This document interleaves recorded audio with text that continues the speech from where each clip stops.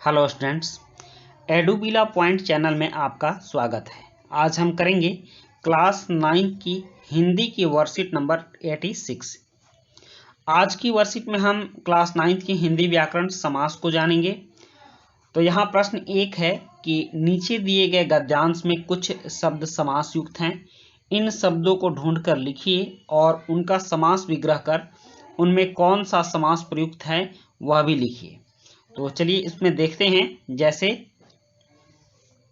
जानवरों में गधा सबसे ज्यादा बुद्धिहीन समझा जाता है। यहाँ बुद्धिहीन समास है। हम जब किसी आदमी को परले दर्जे का बेवकूफ कहना चाहते हैं तो उसे गधा कहते हैं। गधा सचमुच बेवकूफ है या उसके सीधेपन या निरापद सहिष्णुता ने उसे यह पदवी दे दी है, इसका निश्चय नहीं किया जा सकता। गाय सिंह मारती है। ब्याई हुई गाय तो अनायास ही सिंहनी का रूप धारण कर लेती है।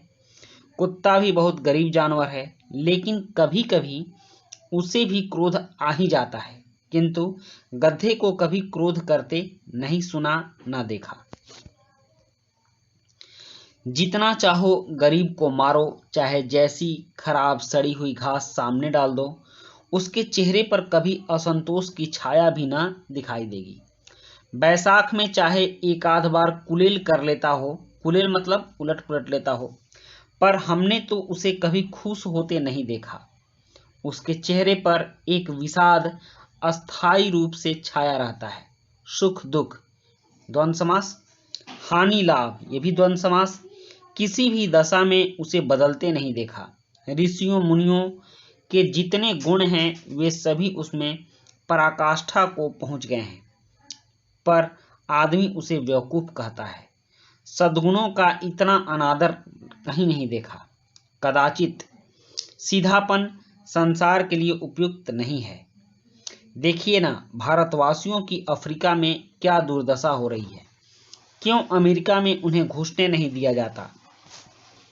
बेचारे शराब नहीं पीते, 4 पैसे कुछ समय के लिए बचा कर रखते हैं, जी तोड़कर काम करते हैं, किसी से लड़ाई झगड़ा नहीं करते। यह भी समास है। 4 बातें सुनकर गम खा जाते हैं, फिर भी बदनाम है।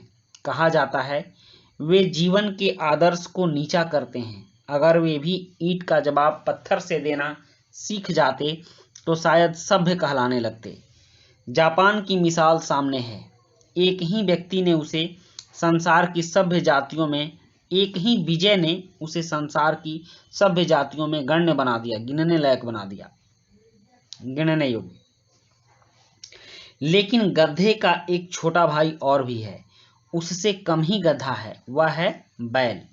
जिस अर्थ में हम गधे का प्रयोग करते हैं, कुछ उसी मिलते जुलते अर्थ में बछिया के ताऊ का भी प्रयोग करते हैं। कुछ लोग बैल को शायद बेवकूफ़ों की में सर्वश्रेष्ठ कहेंगे, मगर हमारा विचार ऐसा नहीं है। बैल कभी कभी मारता है, कभी कभी अड़ियल बैल भी देखने में आता है और कई रीतियों में अपना असंतोष प्रकट कर देता है। अतएव उसका स्थान गधे से नीचा है। अब यहाँ हमें क्या करना है कि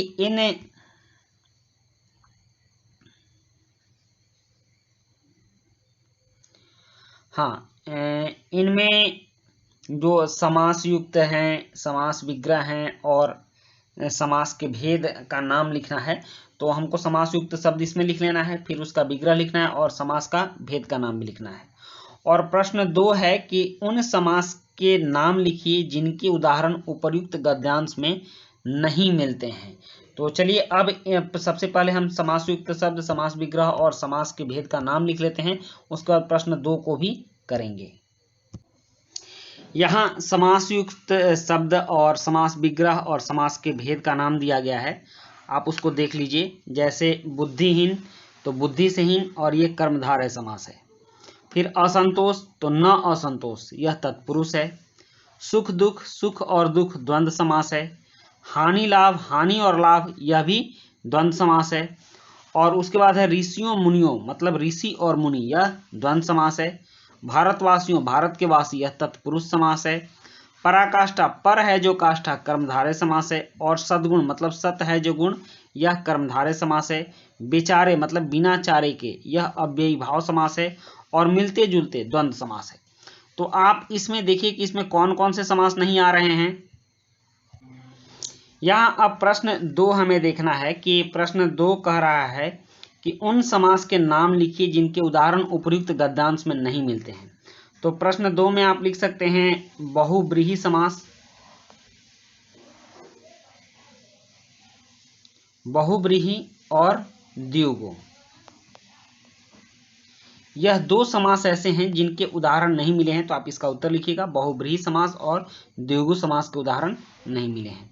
तो बच्चों, इस तरह से आपकी ये वर्कशीट कंप्लीट होती है और मिलते हैं नेक्स्ट वर्कशीट में। Thank you.